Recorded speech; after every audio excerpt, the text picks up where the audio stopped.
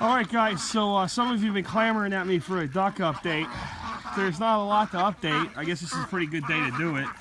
It is cold out. How cold? 13 degrees. And I know some of you people, like in Michigan or whatever, 13 degrees, that's summertime. What? Shut up. Just really, you people like that, shut up. I'm from Pennsylvania, I've seen colder. But friggin' 13 degrees is cold. The wind chill factor was actually below 0 this morning. I think it's wind chill factor right now is 6. And everything is frozen. And it presents unique challenges to someone like me that's a small-time duck farmer. As you can see, the gooses and the ducks do have bathing pools today. And how's that possible? Well, I've got water shut off to the whole property and drained out everywhere that I can actually drain it.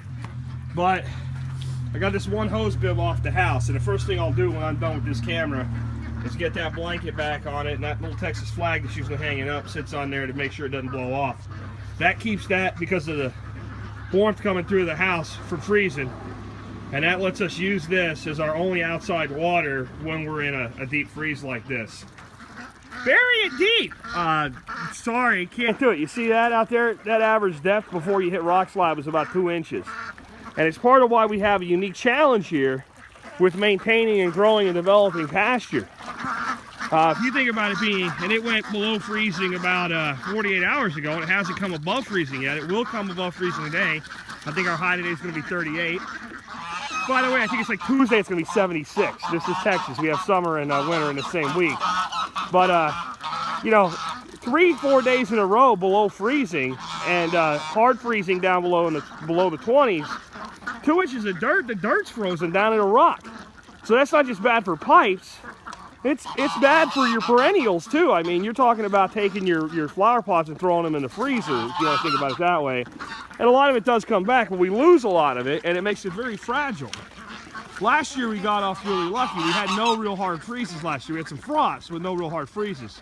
This is our second batch of it this year. Now I had the ducks out here yesterday, and before the freeze rolled in, I guess it was Wednesday night, Thursday night, whatever night it was, I filled all their pools and figured we could keep water for them for as long as possible before I cut everything off. And all those pipes there, what I've got is all the way down the back of my field, the very lowest point of my land. I got a 1-inch pipe down there with a straight valve that just opens at ground level, and it takes everything from here and it just drains everything out. So these pipes on this side of the farm, because of the way the land lays, I was able to do that. And all the way down that fence row and everything out in the west pasture, I never have any problems with when it freezes because I can just drain them. But what we got here are duck poopsicles. Duck poop water popsicles. And so I dumped out their pools today. And as you can see, that's celebratory mating behavior there. He just mated with his goose, that gander that's celebrating there. Anyway, as you can see, it's pretty daggone thick. Froze almost to the bottom of the pools.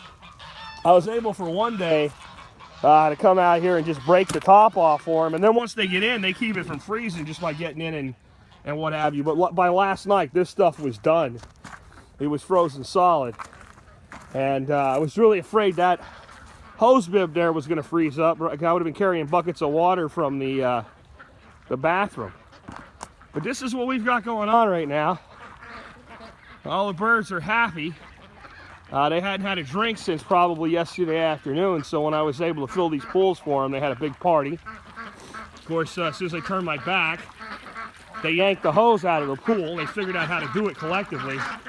So I get these big puddles around the pools because they like to stick their beaks in the mud. That's going to turn into a sheet of ice now. Nice job, jerks. That's what I get for taking care of you idiots. Idiotic behavior. I love my ducks, guys, but ducks are idiots.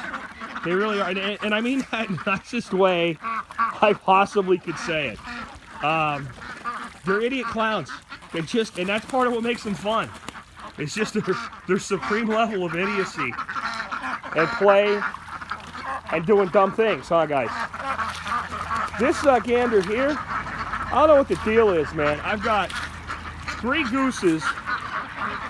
gooses and 3 ganders, so there should be a surplus of females, but he gets run off constantly by that gander right there and the one other gander, he's kind of become like a lone goose as we moved into breeding season.